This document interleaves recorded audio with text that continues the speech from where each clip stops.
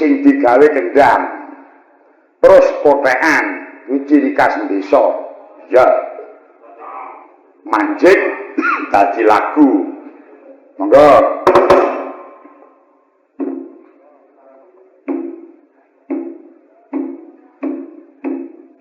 alah kakok ngirit malah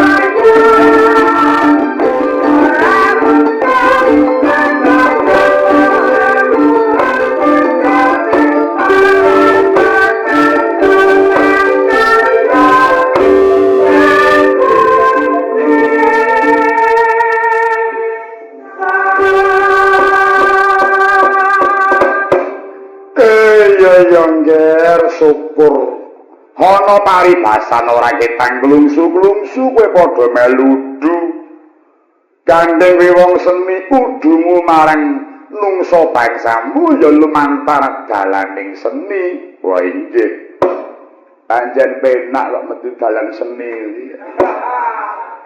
iya enak ya temonjo terus gampang ditampa maka metu dalan seni kok terus pendapatmu kok main-main kowe arepan udah kok main-main dalan seni sip ya saiki Petro genti kowe lek nembango nyuwun kula nyuwun tulung jumateng nyadang kula ingkang saking boyo lali mugi keparenga genduk siyatmi kemarin-marin iki mateng pon Petro Wah, wis malah edan kowe saiki. Terus mu pilek. Namung nyuwun dipun paringi laras pelok. Ya, pelok. Nano. Monggo Asmarandana Semarangan. Ya. Ya. Ujian gurung. Gurung kok diuji. Sekae aku nyuwara cilik wae. Apa agamu? Iya, masih untuk berai sedina. Alon-alon watone kelakon, geliak-geliak watone tumindak, gedemet-gedemet watone selamat.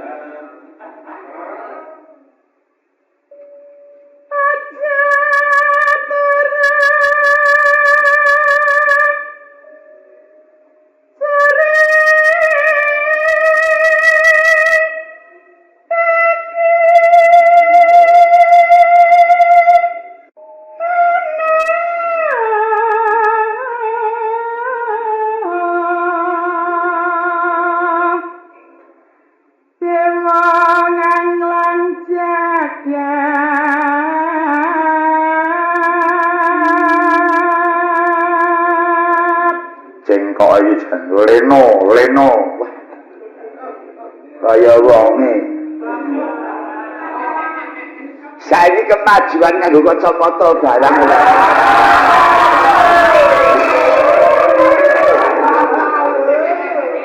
Kowe kok ya daweh men. Kowe sebeng. Ndek-ndeke dhewe. Pengen nganggo apa cocok kacamata kanggo Bagong. Nek ora ndek jaran. Kacamata jaran ae cocok Bagong. Tanggal wong kereng kenteng.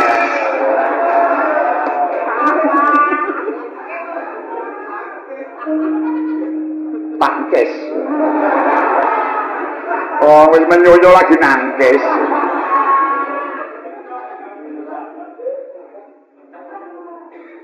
Nyangking bakar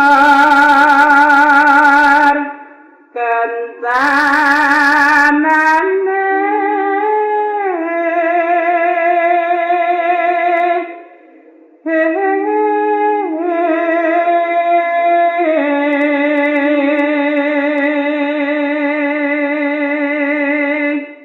nganggo apa-apa kok dilokke ben.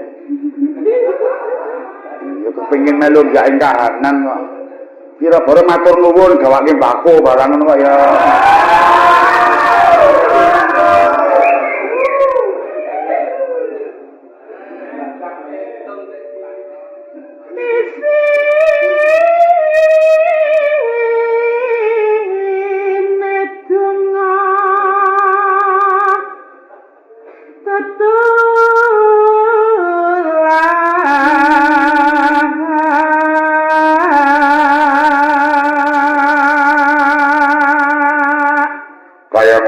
Lanang ora tresno iki maido aku. Kaya mimi ada mintuna. Ya. Ya sing ngono kuwi sing apik. Sandang kalawan Nono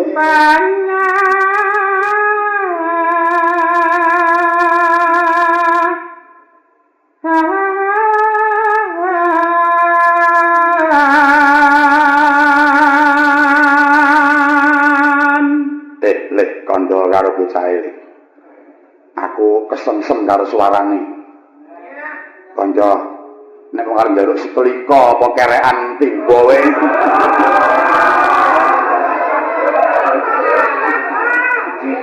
Mesti tak cawisi. Nah, sesamar. Apa dalilin? Akalilin, halo, ayo. Nyulek gayan gue.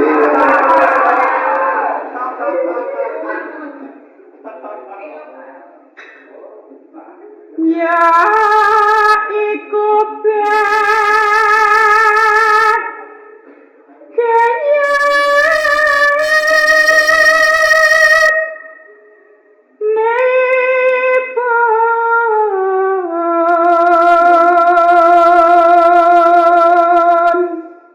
ning ora lho. Angale ning kene iki. Iya. Meh ning heeh lho. Oh. Wong melek sabarna. Neno Rima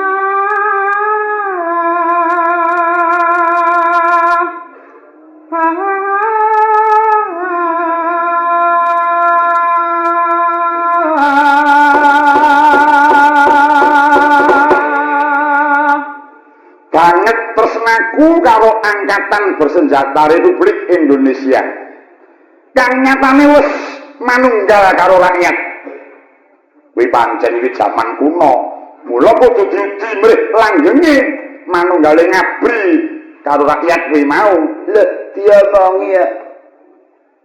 Tanpa manunggale ngabri karo rakyat ora bisa kuat negarane dhewe kuwi. Mula aku ngracik lelagon abri rakyat terus manunggal. Irama Mars bagus. Monggo toto ngaturake lelagon gagrak racikanipun Petruk piyambak.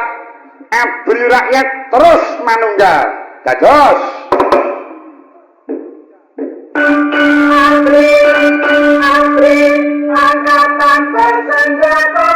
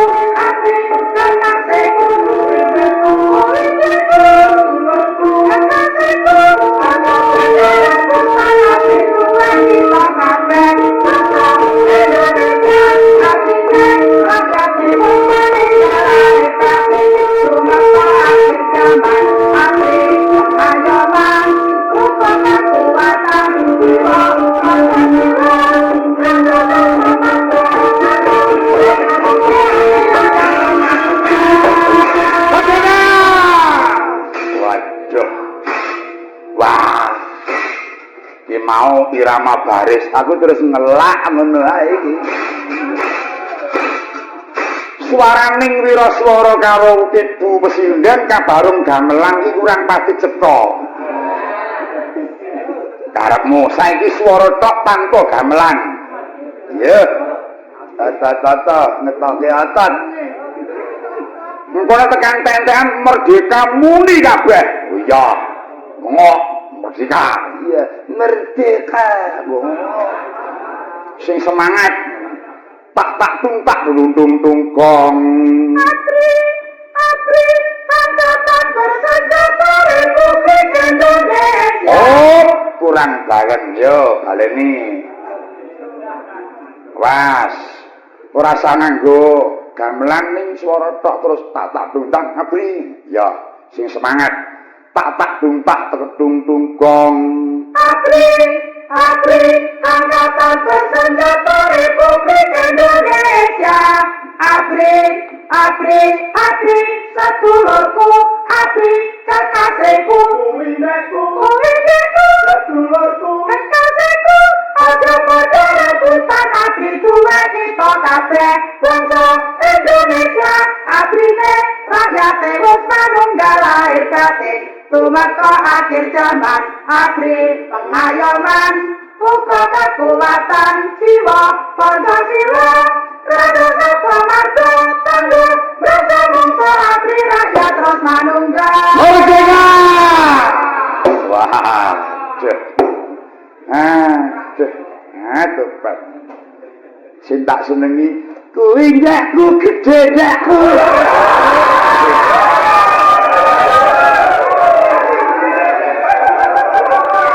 Kowe iki nek omong tanpa bener iki lho. Lho. Kowe mau piye? Oh, kuping pilek kok nggo ngrungokke lho. Lah wong kuwi ndekku, sedulurku, kekasihku lho. Kok gedhe ndekku.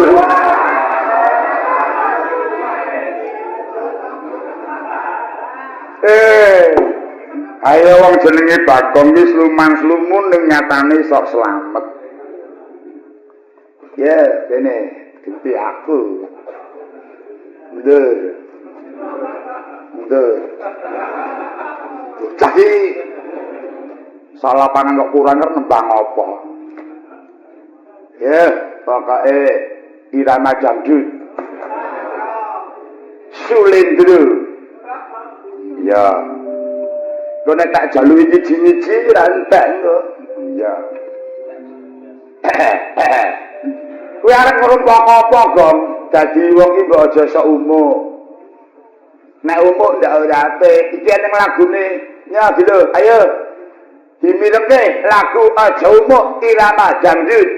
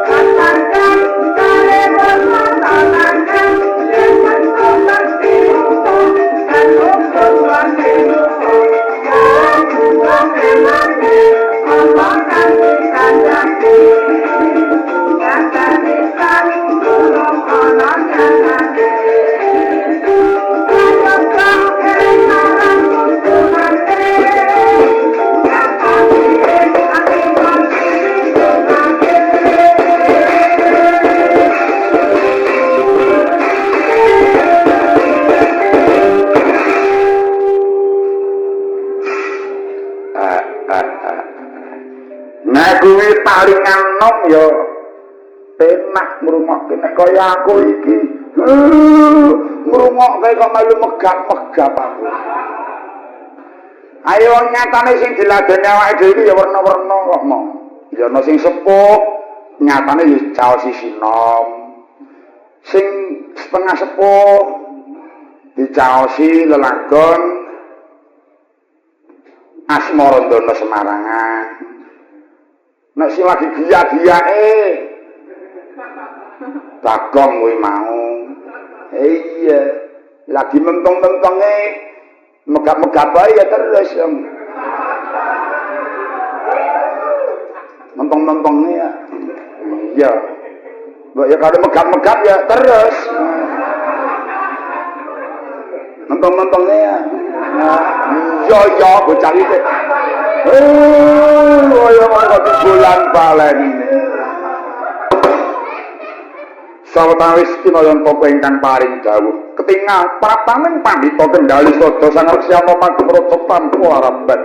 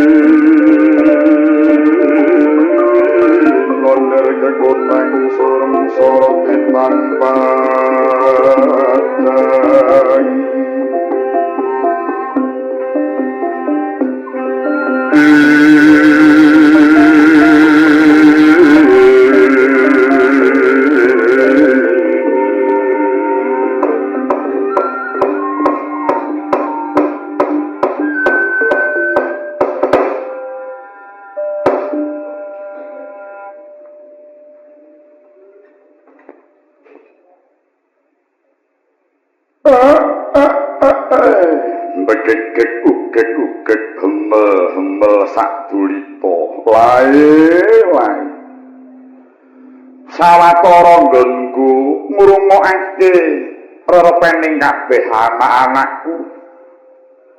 Iki ndak sawang pendhita saka ing Kundalini ya saka ing Kendhali Sada. Reksyana maningkeng prateng Karang Kedempa.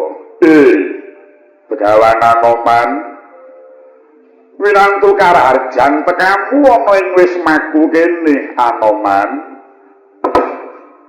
Kawula napa nulinggih pukulun dhateng kadhat kaperja kalingga murda sih panakramanipun paduka pukulun. Wangsul kula ngaturaken pangabekti mugi kunjuk wonten ing sahandhap padanipun paduka pukulun. Iya.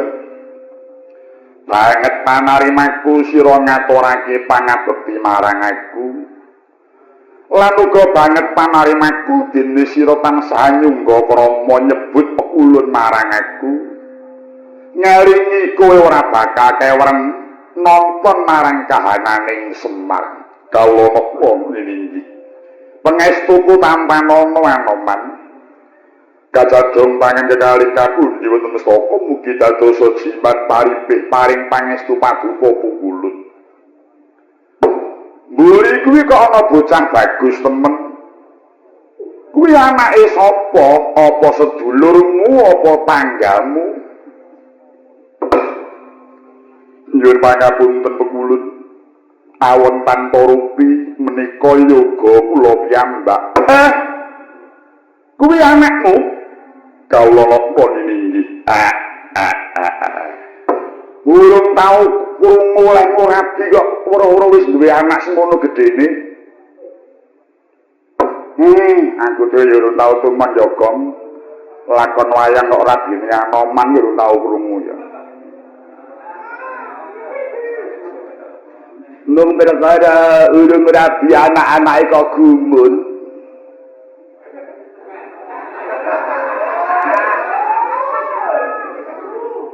Zaman saiki ki ora gumun, ki ora mung zaman saiki wit biyen mula ki ya wis enek.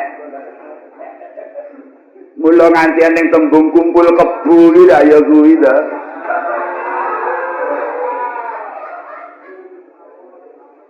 Engko nek tak teruske ora urung malah gareng kok kena.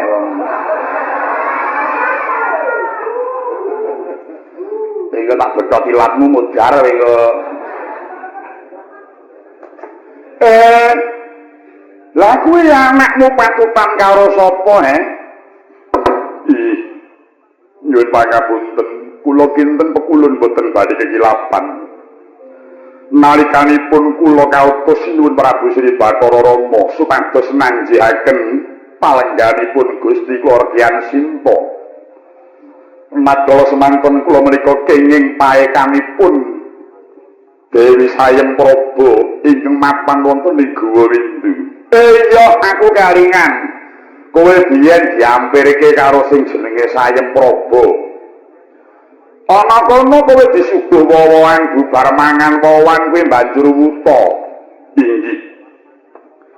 Boten nyono Dewi Sayem Praba menika jebul saderipun Prabu Dasamuka.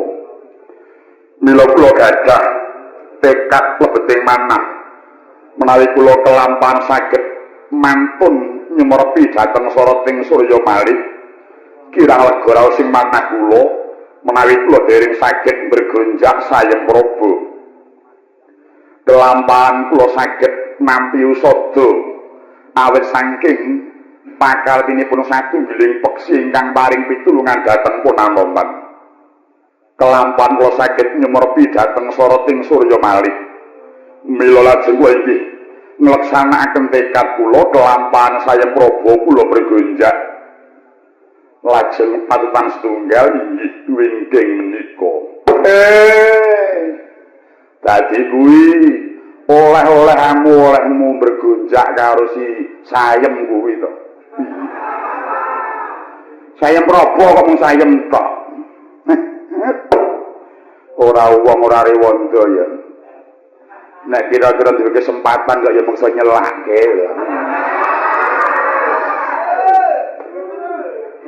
Anoman ki jaman nomen dugale ra ilek tenan. Anggere sore wis mangkat iki mulih-mulih bangun. Lah yang gumun to wong. Ketek kaya iso roya iki ra gumun.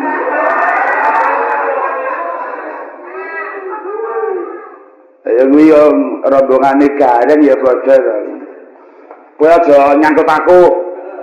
Aku wis saiki wis bersih. Aku saiki wis ora ngalor ngidul aku wis deloken ketuku putih iki. Aduh, kedune anake dinggo Gus kowe padha slamet. Nggih. Dateng kapundi paring perbagi paduka Pukulun wangsul kula ngaturaken pangabekti mugi kunjuk. Ya angger wis tak tampa. Jenengmu sapa, Heli? Menawi dangu karyan kula Pukulun nami kula Bambang Purwaganti.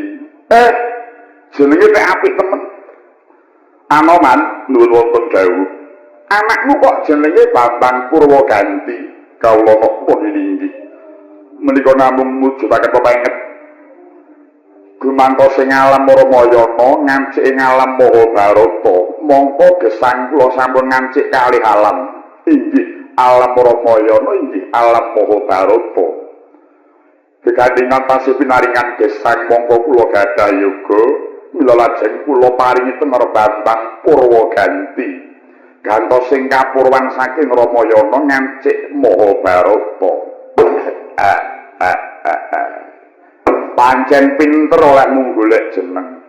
Ya ngono kuwi. Jeneng iki sing mengko karep. Sing mengko tenger kaya anakmu kuwi. Kawula niki. Aja kaya putu-putuku anake bocah telu kuwi. Jenenge anak kedawan nganti angel ngapalke. Anake gareng kuwi mangan saben dina cingkrang kok. Anake jenenge Niwan Jati Kusuma. Ya mengko karep kaya lah iya orang ngilu bapaknya gebuk botol ya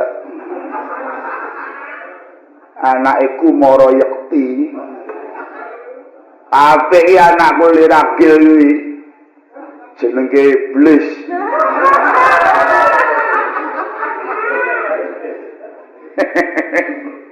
lah kok ora Idris apa iblis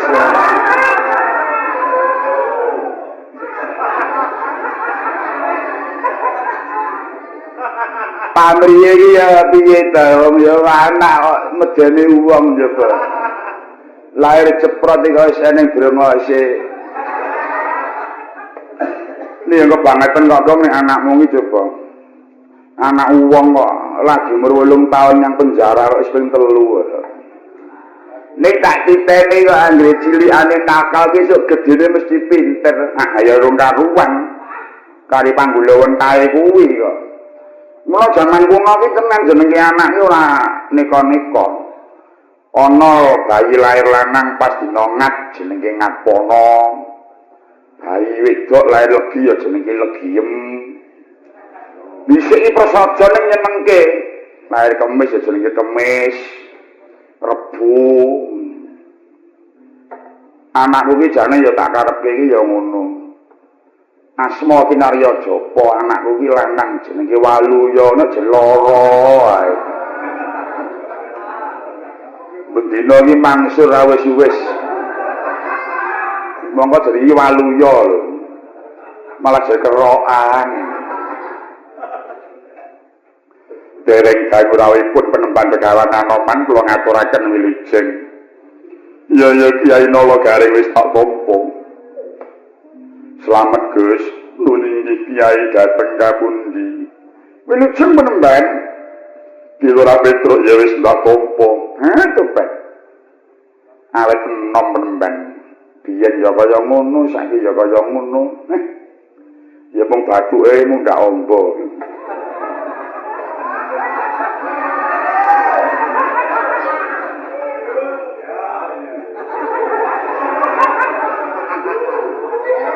Iki kanggo tenger ngetokke nek wong pinter.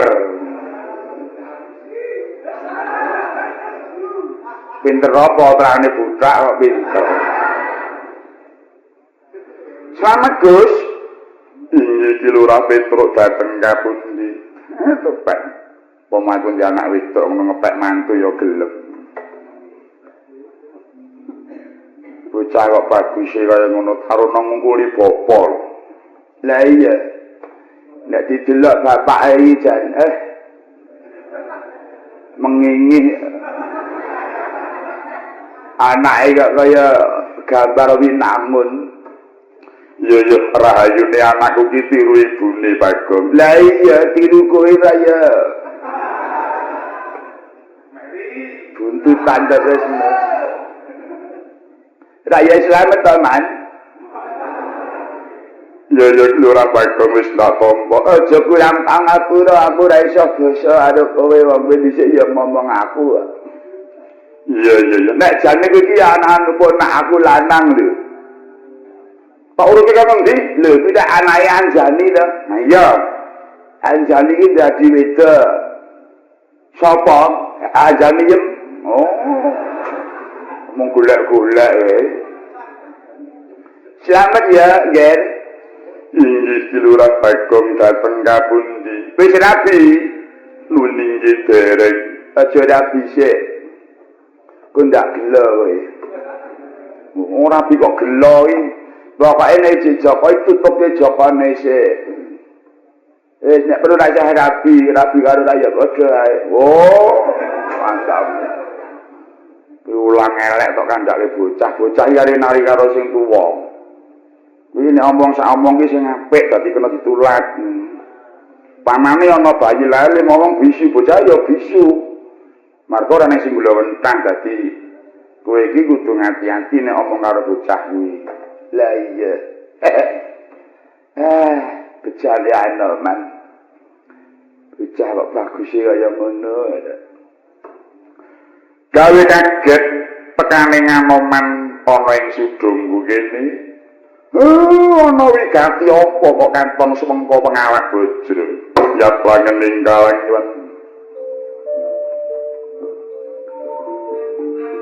Aklar pandamun caratin londir kekol langsur soroti pampadang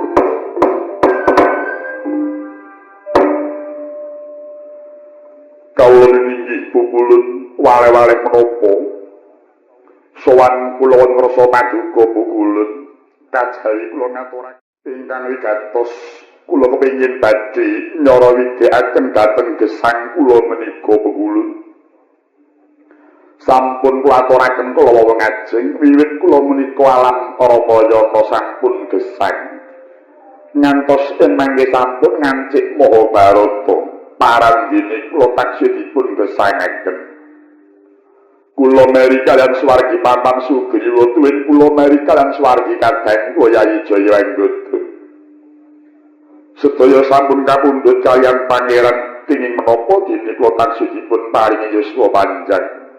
Oh, kula ing mangka kula ningali dhateng kawontenaning Arcapada namung tansah mrida dhateng kebatosan kula. Sasa sampun waleh kula nyemrapi dhateng soroting Basanta ingkang menika pukulun. Daya sinten ingkang saged nedahaken margining pejah kula muhung paduka pukulun Nismaya. Hatik ndupara temen tembungmu kuwi. Sing lara wae golek tangga supaya waras sing waras kok malah nggih mangsa ngelak mati, Kowe kok kesusun njaluk mati iki sebabe apa? Ora maos kula kados sampun paripurna ing reh kawajiban kula. Tandane apa? Minangka kangge tandha natkalanipun kula nderekaken Sinuwun Prabu Bathara Rama netepi dharma nyirnakaken satru murka ngicalaken angkaraning jagat. Wujudipun Narendra Kalengka Prabu Dasamuka Sakwadyabala. Gandeng Prabu Dasamuka Sakwadya sampun sirna saking muka bumi. Ateges sampun paripurna ing kewajiban kula menika pukulun. Yen kuwi sing kanggo dasar landhep denggol pikiranku Anoman kurang petungmu. Urusan ana. Manawa kowe nganggo dasar Dasamuka wis mati sawadya balane. Dasamuka mati iki sing mati mung rajane, nanging dijami-jamane Dasamuka kuwi isih kepengin urip. Isih kepengin bali ngrenggani ngalam kene. Mongko kene wis ora ana nggon kanggo uriping Dasamuka samadya balane. Sebabe apa? Wis ora ana pangapura kanggo Dasamuka, ora wajib dibeciki si Dasamuka. Sebab angger dheweke urip mesti gawe geger tur ngakehake pangorbanan. Maraja baring-aringen. Geger sing sepisan Dasamuka mentala mateni kakangne dhewe. Narendra Lokapala Prabu Danapati. Kuwi upama ditengeri taun saiki ngono ana taun 1928. Dasamuka wis gawe geger. Ewadine jek diapura kondandani pakartine. Lah kok malah gawe geger sing kaping pindho. Yaiku karo Narendra Maespati Prabu Arjuna Sasrabau. Kuwi upama ditengeri taun 1948. Ewadine jek diwenehi kelonggaran kondandani. Pamrih karepen bisa lagi nungso lawan bangsa. Lah kok malah gawe geger sing luwih gedhe. Ngakehake pangorbanan. Tepitik geger sing wekasan yaiku karo Ratu Gustimu Dewi. Nalindreng Pancawati Prabu Rama Wijaya. Kuwi jaman taun 1965. Wiwit kuwi wis ora ana pangapura kanggo Dasamuka sak antek-anteke kuwi. Kudu dibabat tekan sak oyot-oyote aja nganti bali urip ana ing Ngarcapada kene, ana ing Ladan kene. Ning ya kuwi sing mati iki mung ragane. Idame-damane Dasamuka kuwi tetep isih kepengin urip. Mongko sing bisa njaga kawaspadaning praja iku ora mung kajaba para satriyaning praja kang wis manunggal marang kebrayan.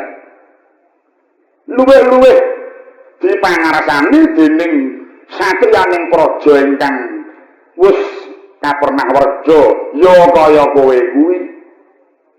Kowe pira Anoman angkatan 45 to? Kowe iki Anoman lawas. Nek kowe iki njaluk mati padha karo arep negakake negaramu. Kowe arep negakake marang para turun-turunmu kang isih butuhake dituntun marang para werja ya kaya kowe kuwi. Dadi kowe iki pensiun iki mung lairmu ning tanggung jawabmu iki urung rampung. Mula kowe aja daya-daya. Lan aku percaya idame-damane Dasamuka kuwi bakal bisa ngrembaka nek ana wong poyok pinoyok wada winada mung seneng kecongkrahan kuwi bisa ngrembakake idame-damane Dasamuka. Yen ana wong sing ora gelem rukun ora manunggal lahir batine, ora tekun nang ibadahe ngandelake agamane, percaya marang Gusti lan utusane, kuwi bisa ngrembakake idame-damane Dasamuka. Mula Anoman, kowe aja dumampang banjur nyelehake tanggung jawabmu kepengin bakal ngancik ing kamuksuhan aja daya-daya. Bayi bro lair ana donya kuwi nggon bathuk wis ditulisi nasibe dhewe-dhewe. Titah Ngarcapada ora bakal uwal saka kodrate uripe. Mula peda apa dadak kowe nggih mangsa ngelak pati Anoman. Medaten berulun. Iya. Menapa kinten-kinten taksih dangu anggen kula tuminta wonten Madyapada. Aku ora ngerti. Marga aku dudu sing gawe urip. Paduka menika dewa, titesipun Sang Hyang Ismaya. Apa rumangsamu dewa Gusti Allah? Iya. Kleru. Dewa iki dudu sing gawe urip, dewa iki ya titah. Ora beda menungso. Ya mung manggone sing beda tumindake sing ora padha. Ning ya padha titah. Monggo angger jeneng titah isih nganggo apes murka karo lali kuwi jenenge titah.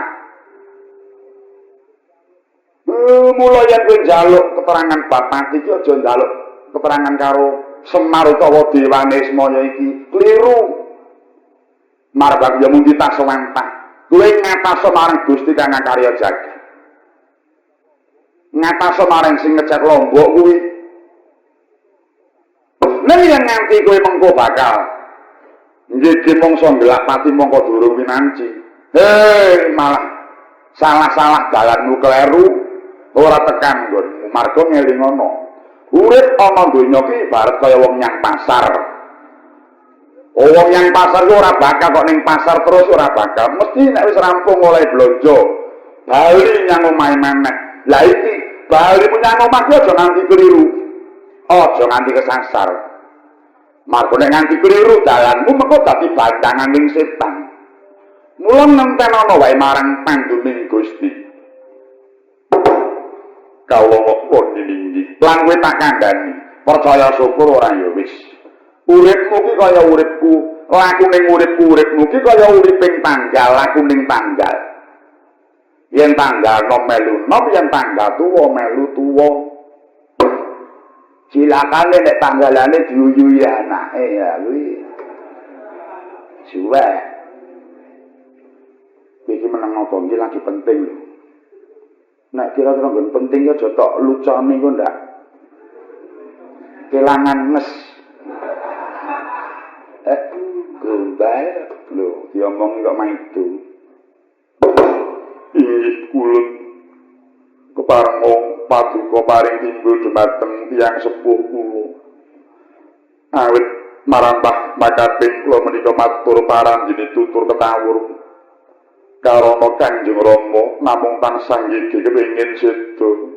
Monggo kula tansih betahaken tuntunanipun pepunden kula. Lah kuwi. Kuwi anakmu wae nyebut kaya ngono. Kaya ora welas karo anakmu kuwi. Yen nenten nek dalabine anakmu to man, coba susu. Kok nek kira-kira anakmu wis rampung mudhara aku ora elek-elek. Bakal ini kasar mentembungi. Wengi namun keparing kula nyuwun teteken saking paduka Kyai supados kula saged nglajengaken utawi nuturaken dhateng gesang kula.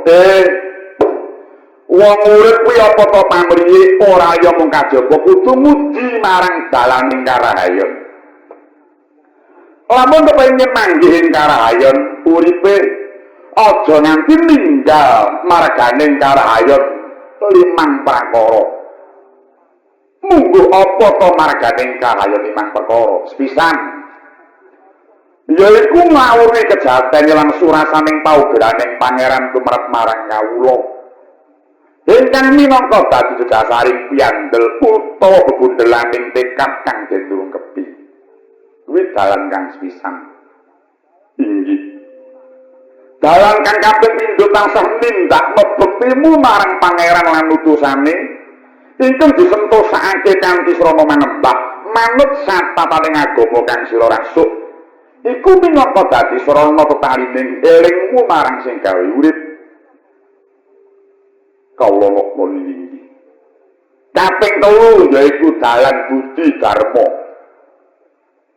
Tegese babarake sih katresnamu marang semadaning titah kanthi srana weweh kebecikan.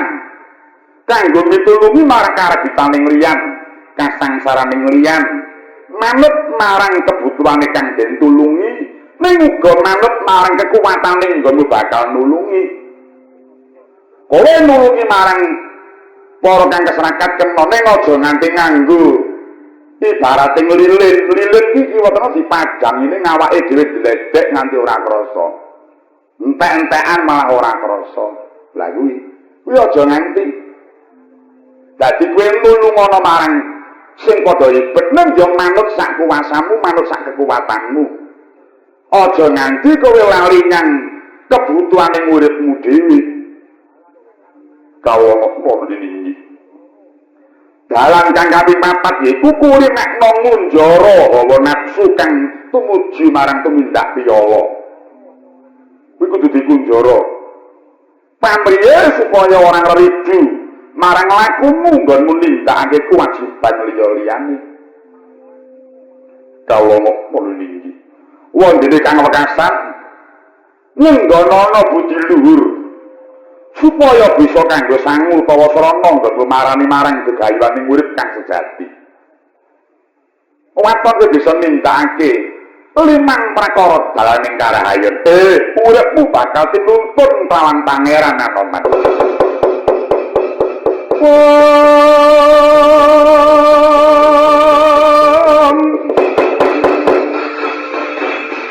Sikra kang patumi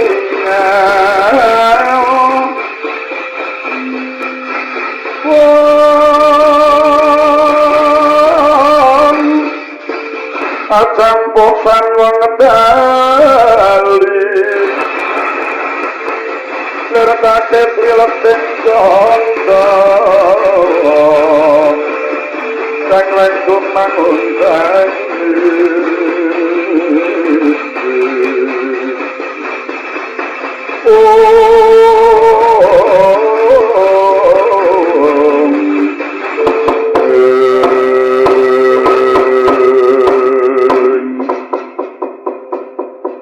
Sawetawis kinayanta kowe ingkang paring dawuh lawan Sang Reksi Anoman. Kita tak prabaning Prabu Baranjana.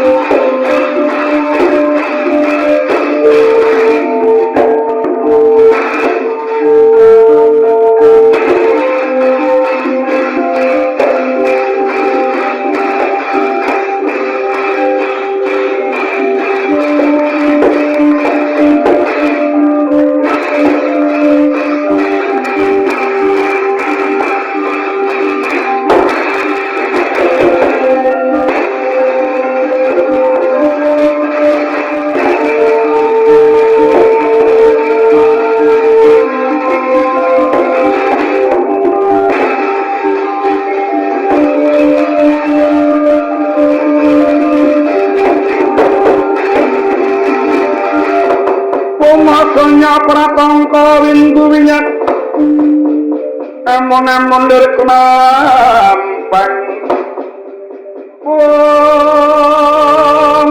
meltik mantot putus sing seweng ulun lamat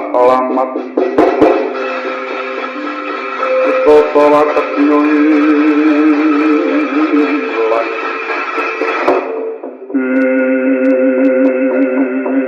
Belata Bejo kemayangan prapaning sun ngedengi sing tak golek lagi lenggam ning pengawismu. Yai. Yo kagiat ingsun ingkang Prabu. Nitik pengagemane iki Marindo nanging kok wangune durung tepung nyang tata krama. Mlebu nyang sudungku tanpa nganggo uluk salam. Sinuwun padha rareja. Yo, tak tampa, Kyai. Aja kesengguh yen aku tambuh marga aku durung manuk, dasare durung tau weruh. Sira iku Narendra saka ngendi sapa kang dadi juling Sang Prabu? Ingsun Narendra saking timbul taunan jejulurku Prabu Baranjana. Kowe kang aran Semar? Iya, jenengku Kyai Semar. Ana wigati apa kok katon semengko pengawak bojro? Sumurupa Kyai. Prataku ana kene bakal golek tumbal kanggo numbali manunggaling Pandhawa kelawan Kurawa kang wektu wis bisa rukun awit saka pakartine guru Kursilomana. Nanging kerukunaning Pandhawa Kurawa mau ora padha bisa langgeng lamun totanti numbalan manungsa kang boga sampir wujude kaya sira Kyai Semar. Ing mengkono manungsa Semar ndak sembelah gulumu kang wigati tandu pengakak pinawasra tumbal manunggaling Pandhawa kelawan Kurawa. Dodo murtad lir kinestap dodo bang maling ngowani tumebut patoning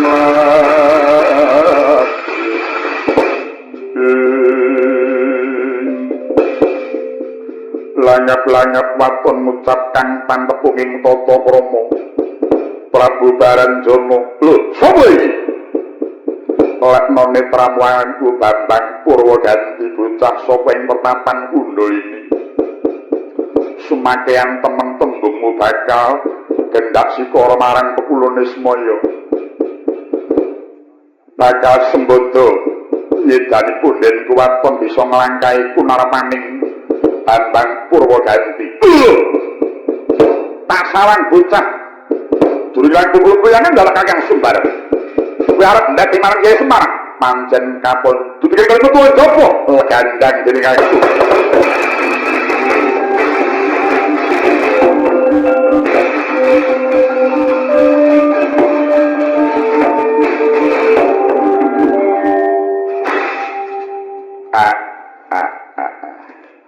Eling-eling anak Anoman.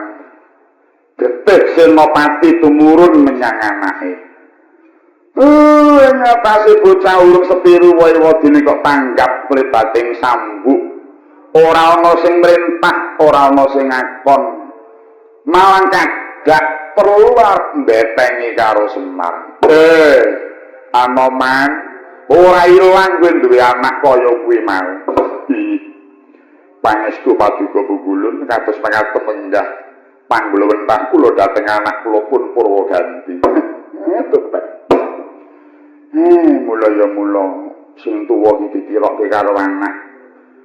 Anak Senopati mula iya jiwane ya kaya sing tuwa. Ora beda anakku, anak Petro wis cilik wis ketok iso metro.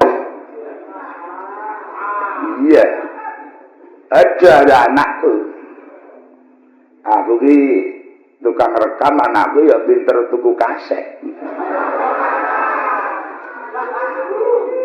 Diam.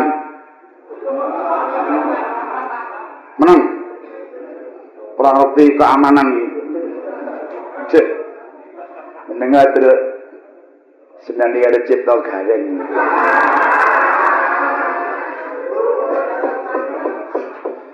Ya wong aku iki gumun.